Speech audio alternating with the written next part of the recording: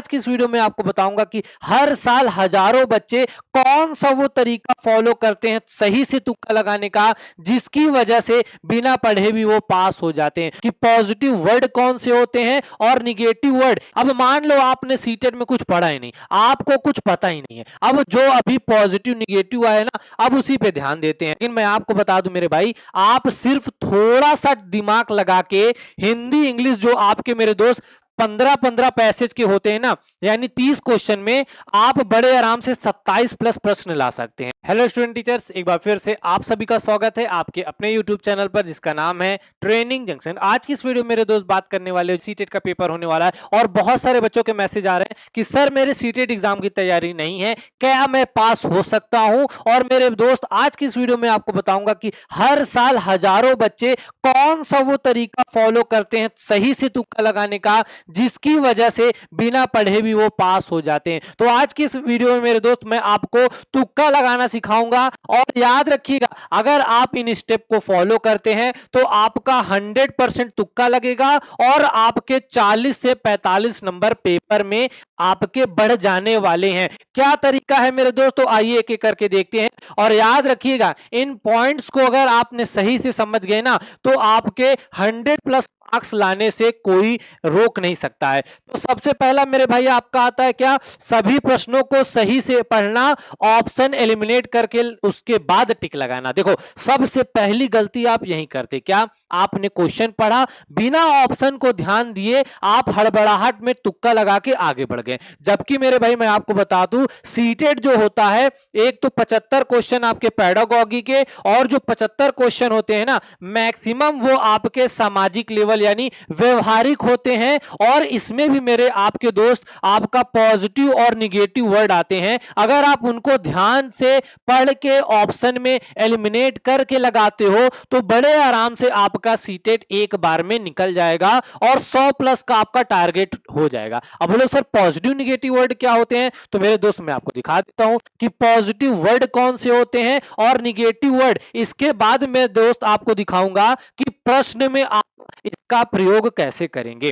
तो सबसे पहले मेरे भाई आपके पॉजिटिव वर्ड, तो याद रखिएगा, जहां पे आपकी सक्रिय होने की बात करें, विद्यार्थी के सक्रिय होने की बात करें, आपका विद्यार्थी को एक खोजी दिखाए, विद्यार्थी को खोजी अधिगम के बारे में बात करें, यहां पे समझाने पे बल दिया जाए, और सबसे इंपॉर्टेंट कि आपकी बाल केंद्रित शिक्षा पे बल दिया जाए, बच्चे को प्रोत्साहित किया जाए, समालोचनात्मक या मेरे भाई आपका जो आलोचनात्मक यानी क्रिटिकल थिंकिंग की अगर बात की जाए, तो ऐसे प्रश्न को तो मेरे भाई डायरेक्ट आप ऐसे ऑप्शन को टिक लगा के आके बढ़ जाओ। उसके बाद मेरे भाई आपका संवेदनशील और आपका रचनात्मक, मेरे भाई सबसे ज्यादा आपको ऑप्शन यही मिलेगा कि बच्चे को रचनात्मकता का बोध दो। मतलब बच्चे को कोई कार्य दे दिया, अब उसी से बच्चा सीख रहा है, बिगाड़ रहा है, सही कर रहा है। उसके बाद मेरे भाई आपका करके सीखने पे अगर बल दिया जाए, मतलब वही बताया कि बच्चे को कोई टास्क दे दिया गया, अब बच्चा उसी में तोड़ मरोड़ के सीख रहा है। उसके बाद अगर प्रश्न में आपसे बहुभाषिकता की बात की जाए, तो ऐसे प्रश्न आपके हमेशा पॉजिटिव होते हैं। और विभिन्न संदर्भों में बात की जाए, मतलब अलग अलग प्रत्ययों पे ध्यान दिया जाए, सिर्फ एक रूढ़िवादिता को ना पकड़ा जाए, तो ऐसे जितने आपके ऑप्शन होते हैं वो मेरे दोस्त आपके पॉजिटिव होते हैं। तो याद रखिएगा, अगर कहीं भी पूरे ऑप्शन में आपको बच्चे को प्रोत्साहन करने की बात हो, बच्चे को खोजी दिखाने की बात हो, बच्चे की समालोचनात्मक या आलोचनात्मक चिंतन करने की बात हो, या बच्चे की रचनात्मक चिंतन की बात हो, बहुभाषिकता की बात हो, करके सीखने की बात हो, ऐसे ऑप्शन आपको जहां दिखे आप टिक लगाओ और आगे बढ़ जाओ, और आपको कुछ नहीं देखना है। और मैक्सिमम प्रश्न आप यहीं से सॉल्व सही कर हो। लगभग 30 से 35 प्रश्न आपके पॉजिटिव और निगेटिव वर्ड से आप कर सकते हो। अब मेरे भाई निगेटिव वर्ड क्या होता है, निगेटिव वर्ड मतलब कि अगर पेपर में आपके प्रश्न में ऐसे ऑप्शन दिख जाएं, तो ये आपके कभी भी सही आंसर नहीं हो सकते। मतलब देखो क्या कि पॉजिटिव वर्ड अगर आपको ऑप्शन में मिला, आप सही पे टिक लगा के आगे बढ़ गए। अब कुछ ऐसे प्रश्न आएंगे जिसमें आपका पॉजिटिव वर्ड नहीं रहेगा, तो वहां पे आपके दिए रहेंगे निगेटिव वर्ड, और निगेटिव वर्ड को आप एलिमिनेट करोगे, आप अपने सही आंसर तक बड़े आराम से पहुंच जाओगे। जैसे जब भी किसी भी प्रश्न में मेरे दोस्त अगर आपको केवल, सिर्फ, मात्र, अगर ये 3 शब्द दिख जाएं तो समझ जाना मेरे भाई दाल में कुछ काला है और ये तीनों ऑप्शन आपके गलत है। कभी भी आपका केवल, मात्र और मेरे भाई सिर्फ अगर ऑप्शन में है तो ये ऑप्शन कभी जिंदगी में सही नहीं हो सकते, याद रखिएगा। उसके बाद बच्चों को निष्क्रिय दिखाया जाए, बच्चों को निष्क्रियता की बात की जाए तो ऐसा ऑप्शन भी कभी सही नहीं होता है। आपका जो मानक पे हो, मतलब जब मानक की बात की जाए ऐसे ऑप्शन भी सही नहीं होंगे। और कभी भी बच्चों के लिए दंड, सजा, भय और जो व्याख्या करने की बात की जाए तो ऐसे ऑप्शन भी हमेशा गलत होते हैं। लेकिन कभी कभी व्याख्या को हम लोग सही मान लेते नहीं मेरे भाई, व्याख्या जब होगी तो सिर्फ टीचर उसमें इन्वॉल्व रहेगा, ठीक है, इसलिए व्याख्या आपका निगेटिव वर्ड में आ जाता है। उसके बाद परिभाषा हमेशा याद रखना आपकी गलत होगी, और छोटी छोटी बातों पर बच्चों को कभी भी पुरस्कार देना, बच्चों को रटाने की बात करना, बच्चों को याद करने की बात करना और स्मरण कराना, और मेरे भाई भेदन और अभ्यास, और कभी भी आपका बच्चों की चीजों को बार बार एक ही चीज को प्रयास करके रटा के सिखाने की बात करे, यह भी आपका निगेटिव वर्ड होता है। उसके बाद मेरे भाई पुस्तक केंद्रित शिक्षा, यह भी आपका याद रखिएगा निगेटिव माना जाता है, गलत माना जाता है। अगर आपकी बाल केंद्रित होगी तब आपकी ये पॉजिटिव होती है। उसके बाद मेरे भाई शिक्षक केंद्रित, कभी याद रखना ना तो आपकी शिक्षा शिक्षक केंद्रित होगी ना ही आपकी पुस्तक केंद्रित। और कभी भी बच्चों को अगर हतोत्साहित, यानी बच्चों को आपको हतोत्साहित करने की बात की जाए तो वो भी आपकी निगेटिव बात होती है। और इसके बाद मेरे भाई कभी भी आपका अभ्यास करने की, मैंने बताया ना बार बार अभ्यास की बात की जाए तो ऐसे जितने भी प्रश्न हैं, मतलब दंड देने की बात की जाए, सजा देने की बात की जाए, व्याख्या करने की बात की जाए, आपसे शिक्षा में रटवाने की बात की जाए, याद करने की बात की जाए, और पुस्तक केंद्रित शिक्षा या शिक्षक केंद्रित शिक्षा की बात की जाए, केवल, सिर्फ, मात्र, अगर ऐसे शब्द आपको कहीं भी दिख जाएं तो याद रखना ये ऑप्शन कभी भी आपका सही नहीं हो सकता है। और ये पॉजिटिव वाले आपको जहां भी दिख जाए आपका 100% यही ऑप्शन आपका सही होगा। अब चलो आके प्रैक्टिस कर लेते हैं। जैसे अब आपका यहां पे सिंपल से प्रश्न है, क्या अनुभवात्मक अधिगम किस पर बल देता है। अब मान लो आपने सीटेट में कुछ पढ़ा ही नहीं, आपको कुछ पता ही नहीं है, अब जो अभी पॉजिटिव निगेटिव आया ना, अब उसी पे ध्यान देते हैं।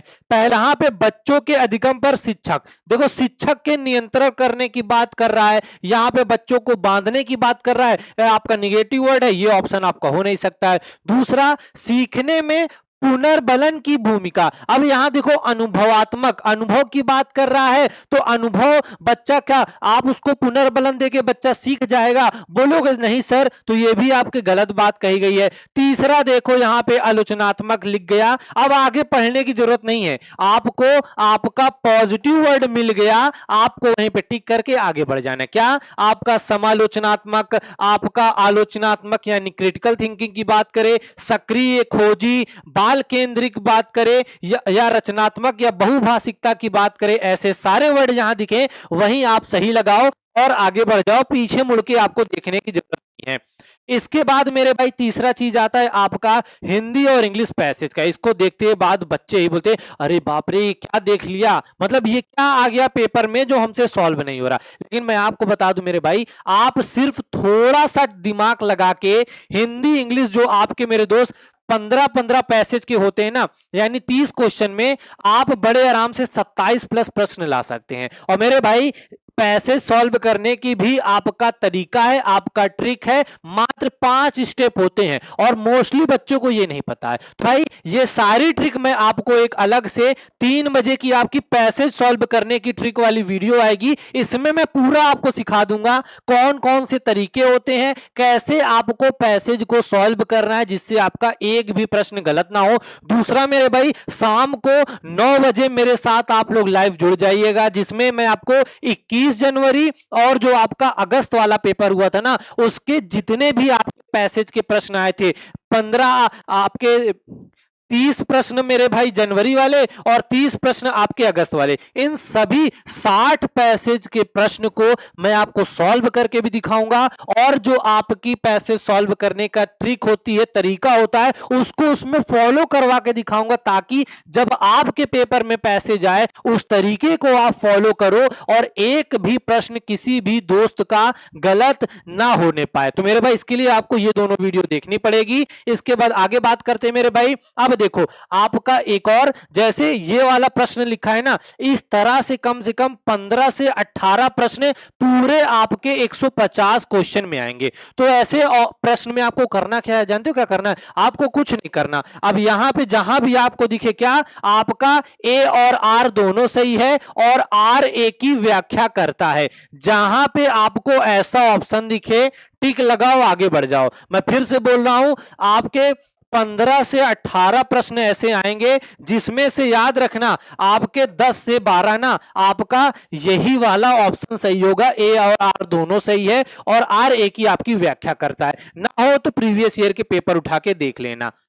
और याद रखना, मैं वही पॉइंट बता रहा हूं जिनको आप इग्नोर करते हैं और जिनको वो बच्चे फॉलो करते हैं जो हर बार सीटेट पास हो जाते हैं पहली बार में, ठीक है। और याद रखिएगा, सबसे मोस्ट इंपॉर्टेंट होता है कि जो आपको सीटेट के पेपर में आता हो, आपको पहले उसको सॉल्व करना है। अब सबका यही सवाल आएगा, सर अगर आता होता तो तुक्का वाली वीडियो थोड़ी ना देखते। अरे मेरे दोस्त, आपका 150 क्वेश्चन का आपका सीटेट का पेपर होता है, याद रखना। अब इस 150 क्वेश्चन में आपके मोस्टली व्यवहारिक प्रश्न होते हैं। आप बीएड करके आए हैं, डीएलएड करके आए हैं, मेरे दोस्त कुछ नहीं तो आप समाज का तो एक हिस्सा थे ना। अगर आप जो मैंने पीछे चीजें बताई हैं उन सभी को फॉलो करते हुए आओगे ना, तो बड़े आराम से मेरे भाई 70 प्लस क्वेश्चन आपके सही होंगे। जो मैंने पॉजिटिव निगेटिव वर्ड बताया, जो मैं पैसेज आपको सॉल्व करना बताया, अगर वैसे आप पैसेज सॉल्व करते हैं और हर ऑप्शन को आप एलिमिनेट करके एक एक ऑप्शन हटा हटा के देखते हैं, जैसे मैंने आपको इस वाले प्रश्न में दिखाया था, क्या कि आपको देखना है कि कौन सा निगेटिव पॉजिटिव पढ़ा, ऑप्शन को काटा, सही ऑप्शन पे पहुंच गए। सिर्फ इतना करके मेरे दोस्त बड़े आराम से आप 70 सॉल्व कर सकते हैं सही सही। अब 150 में मेरे दोस्त अगर 70 हटा दें तो आपके पास देखो यहां पे 80 क्वेश्चन बचते हैं। मतलब अगर आप मिनिमम 70, वैसे अगर आप सारे ऑप्शन पढ़ के पॉजिटिव नेगेटिव एलिमिनेट करके करोगे तो 80 बड़े आराम से आपके 80 क्वेश्चन सही हो सकते हैं। अब देखो, अब याद रखना सबसे ज्यादा ऐसे तुक्का लगाने से आपका सही हो। अब मान लो हमारे पास इधर 80 ऑप्शन बचे थे, अब आपको पता है देखो टोटल आपके क्या है, 80 क्वेश्चन आपके पास हैं और ए बी सी और डी ऑप्शन है। सेम इसके पास भी मान लो 80 है और ये ए बी सी और डी इसके पास भी 4 ऑप्शन है। 70 प्रश्न इसने भी सही सॉल्व कर लिए, जो मैंने तरीका बताया उसको बता के 70 इसने भी सॉल्व सही कर लिए। अब ये जो ए है ना, ये मान लो सिर्फ ऑप्शन सी को पकड़ता है और इसी को गोला करता चला जाता है। अब जो आप भाई साहब बी है ना, ये आपके ऑप्शन कभी ए को टिक करते हैं, कभी बी को, कभी सी को, कभी डी को।